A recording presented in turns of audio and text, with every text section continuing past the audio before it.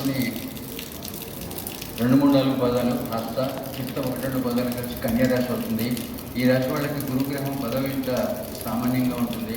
June నుంచి వీళ్ళకి లాభస్థానంలో ప్రవేశిస్తాడు. ఒక ఏడాది పాటు ఉంటాడు అనమాట. ఏడాది పాటు గురువు ఆల్ సస్పెన్స్ అకౌంట్స్ క్లియర్.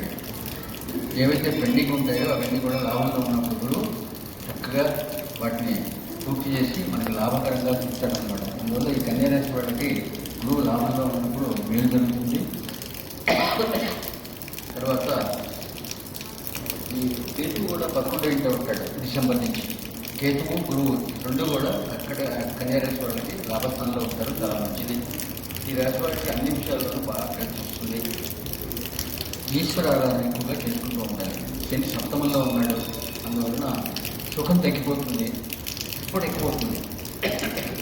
శని 7వ ఇంట్లో ఉంటే ఎక్కువగా అనవసరమైన ప్రయాణాలు ఇవన్నీ చేస్తూ ఉంటారు అన్నమాట. For no reason.